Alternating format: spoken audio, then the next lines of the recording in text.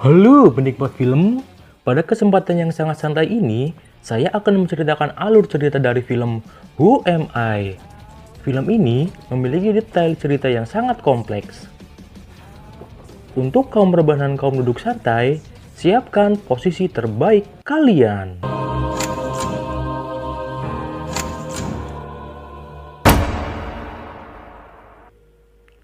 Tokoh utama dalam film ini adalah Benjamin Engel.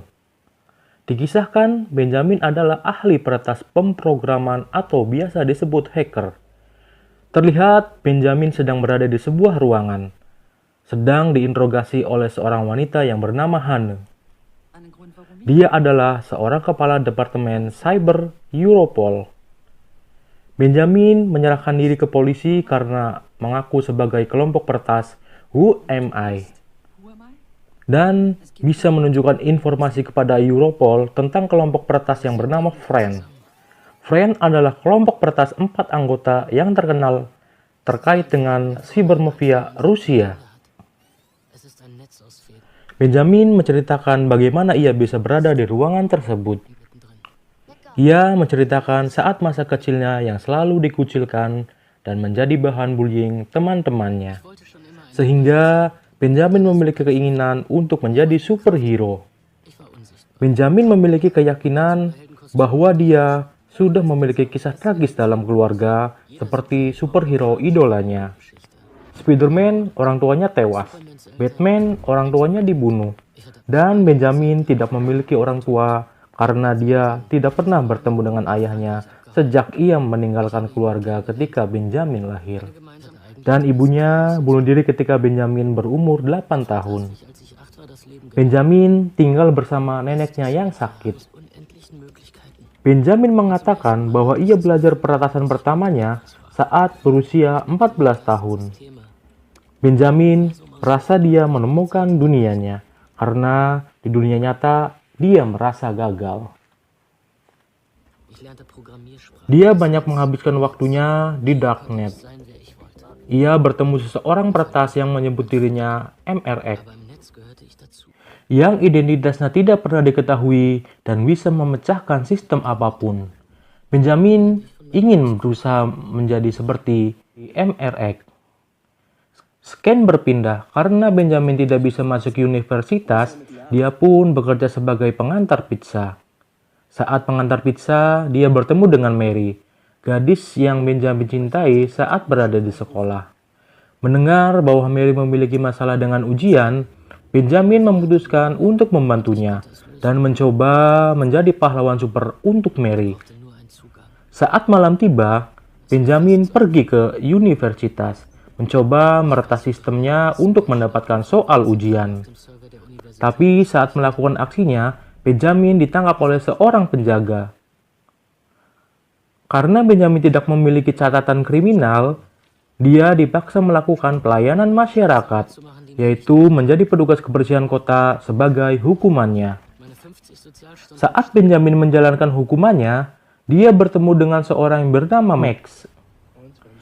Max menanyakan penyebab Benjamin diberi hukuman sosial. Benjamin pun menjawab bahwa dia telah meretas server kampus. Max tertarik dengan keahlian Benjamin. Max kemudian memperkenalkan Benjamin kepada teman-temannya, yaitu Stefan, yang memiliki keahlian dalam menemukan celah dalam program apapun, dijuluki sebagai dewanya software. Dan satu orang lagi bernama Paul. Paul ahli dalam hardware. Paul sangat kaku dan cenderung pendiam. Benjamin pun diuji untuk pertama kalinya untuk membuktikan bahwa ia adalah seorang peretas. Benjamin melakukan peretasan pada sistem listrik, dan dia bisa mematikan listrik dengan keahlian peretasannya. Dan Benjamin pun bergabung dengan kelompok Max. Setelah itu, Benjamin pulang ke rumah dan mendapati neneknya tidak berada di dalam rumah. Benjamin cemas, lalu mencari neneknya dan menemukannya sedang berada di jalanan. Diketahui, neneknya memiliki penyakit Alzheimer sejak 4 tahun lalu.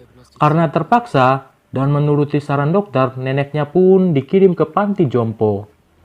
Semakin hari, Max dan Benjamin semakin terlihat dekat. Mereka memiliki obsesi yang sama, yaitu ingin mengetahui keberadaan idolanya MRX. Max menjelaskan bahwa bentuk rekayasa sosial terhadap manusia adalah bentuk peretasan terbesar.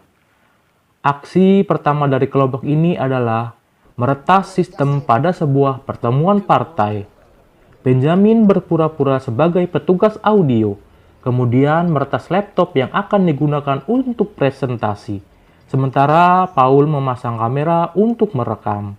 Saat presentasi dimulai, muncullah video lelucon yang membuat malu perwakilan partai tersebut.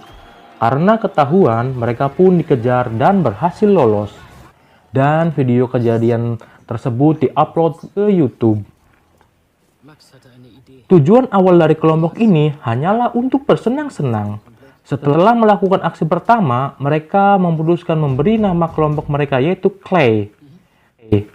Dan menggunakan rumah Benjamin sebagai markas. Aksi selanjutnya dari Clay adalah meretas server Badan Keuangan, sehingga membuat kekacauan dalam bursa efek Jerman. Menurut saya, ini bagian paling keren dalam film ini. Aksi peretasan pun terus berlanjut, dan video mereka pun semakin banyak dilihat dan membuat nama Clay semakin dikenal. Setelah beberapa aksi yang Clay lakukan, mereka pun ingin mendapat perhatian dari MRX. Namun, sampai berminggu-minggu, Clay tidak pernah mendapatkan reaksi apa-apa lagi apresiasi dari idola mereka, yaitu MRX. Di tempat lain, MRX saat ditanya tentang Clay, mereka menjawab tidak mengetahuinya dan tidak peduli dengan kelompok Clay. Hal ini membuat Max kecewa dan akan membuat aksi yang lebih gila lagi. Sementara itu, untuk menghilangkan kekecewaannya terhadap MRX, Max mengajak teman-temannya untuk bersenang-senang di jalan, mengendarai mobil mewah yang berhasil Max curi. Selanjutnya, berpesta dengan beberapa wanita.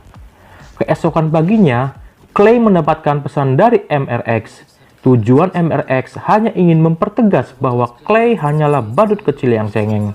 Dan itu membuat amarah Max makin menjadi. Max berambisi untuk meretas perusahaan yang besar untuk menarik perhatian MRX. Benjamin memiliki ide untuk meretas BND atau Badan Intelijen Federal Negara Jerman sebagai target selanjutnya. Katanya, belum ada peretas yang berhasil menembus sistem yang ada di sana. Rencana dimulai dengan mencari data-data yang bisa mereka gunakan ke tempat pembuangan sampah dari gedung BMD tersebut. Max menemukan alamat email karyawan yang bernama Gerdy dan dijadikan sebagai kunci untuk rencana Clay selanjutnya. Dengan mudahnya, Clay dapat masuk ke dalam akses jaringan gedung karena Gerdy menjabat sebagai pengatur jadwal petugas kebersihan dan pembagian kartu akses di gedung BND. Itu membuat Clay dapat masuk dengan mudah. Mereka melakukan aksi masuk ke dalam gedung BND, beraksi dengan keahlian mereka masing-masing. Karena dari awal tujuan Clay adalah untuk membuktikan kehebatan mereka dalam menembus sistem keamanan tersebut, mereka hanya meretas printer yang ada di sana dengan tulisan bahwa sistem sudah tidak aman. Tanpa diketahui yang lain, sebelum pergi, Ben sempat mencuri data dari server BMD tersebut dan ternyata isinya adalah daftar karyawan rahasia di sana. Clay pun langsung berpesta merayakan keberhasilan peretasan di BMD.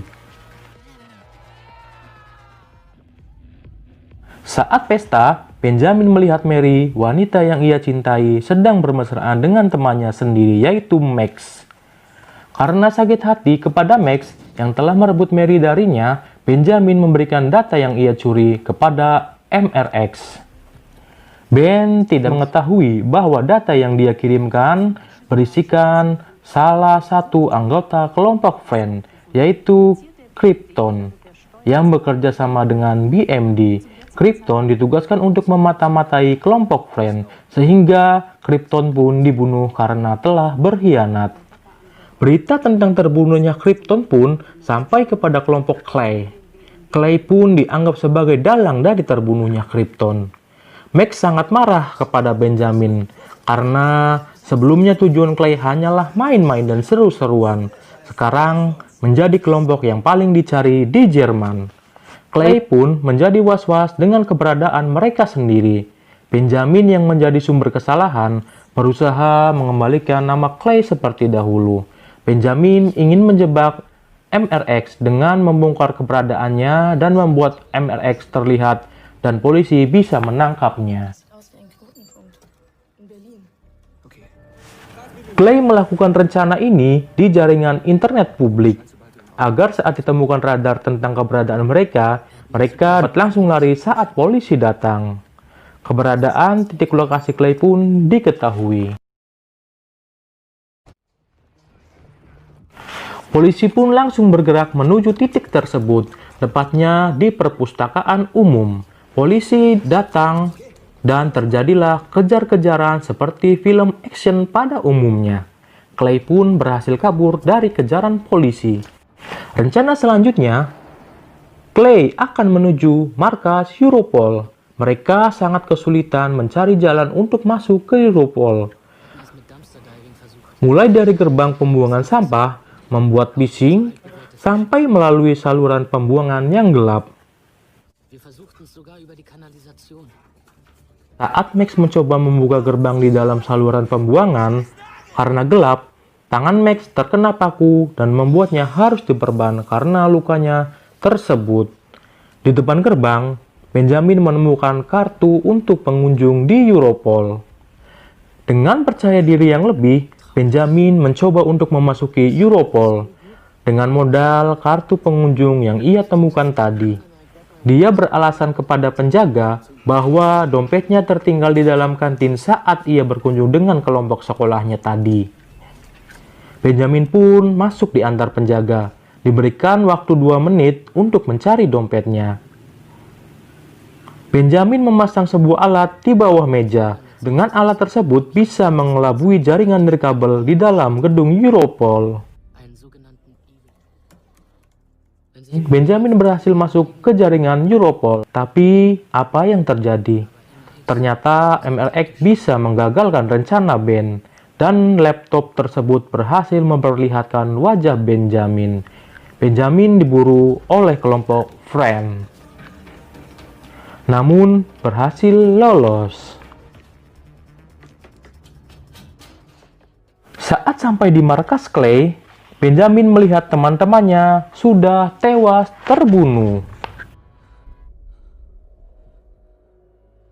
Ben menyerahkan diri ke polisi, dan disinilah sebab mengapa Ben berada di ruangan interogasi seperti cerita di awal. Ben menawarkan ke Hane untuk membantunya menemukan kelompok Friend. Dengan jaminan, Ben diberikan perlindungan hak saksi dan identitas baru.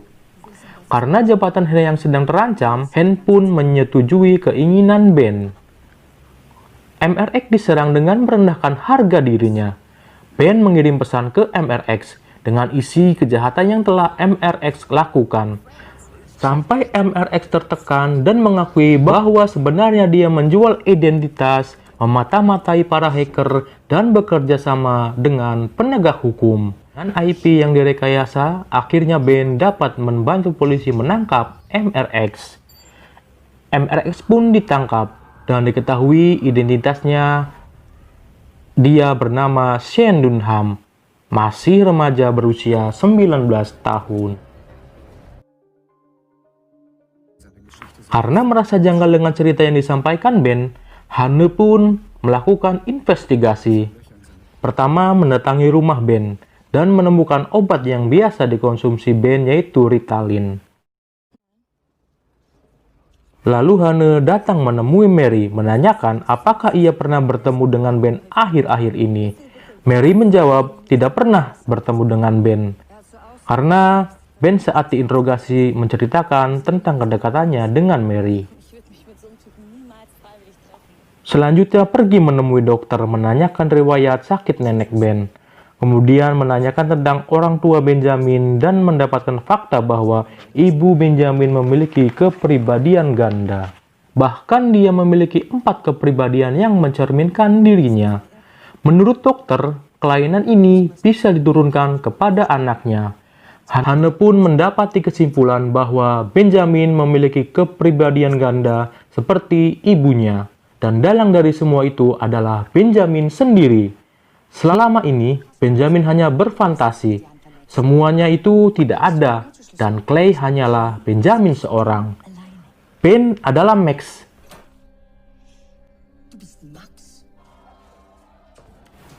Ben juga adalah Paul.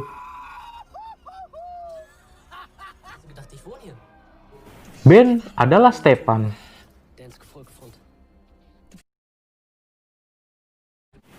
Dan semua peretasan yang terjadi dilakukan oleh Ben sendiri. Ben tidak percaya dengan fakta yang diungkapkan oleh Hane. Dia bilang dia tidak seperti ibunya. Berdasarkan fakta investigasi yang dilakukan Hane tersebut, Hane membatalkan hak perlindungan saksi untuk Ben. Ben pun akan dibawa ke pengadilan. Saat perjalanan menuju pengadilan, Hane merubah pemikirannya. Dengan pertimbangan yang matang, Hane memberikan Ben hak untuk perlindungan saksi. Menghilangkan catatan diri Ben, Hane membantu merekayasa hilangnya Ben. Karena yang dibutuhkan Hane adalah tertangkapnya kelompok Friend, bukan Benjamin. Benjamin lalu diantar Hane dan dibiarkan pergi. Sampai akhirnya Ben berada di sebuah kapal dengan identitas dan gaya rambut yang berbeda. Lalu datanglah Mary, Max, Stefan, dan Paul. Ben membuat cerita yang seolah-olah sungguhan, tapi sebenarnya Ben merekayasa semua kejadiannya. Intinya, Ben ingin membersihkan nama Clay dan dirinya memperoleh hak perlindungan saksi.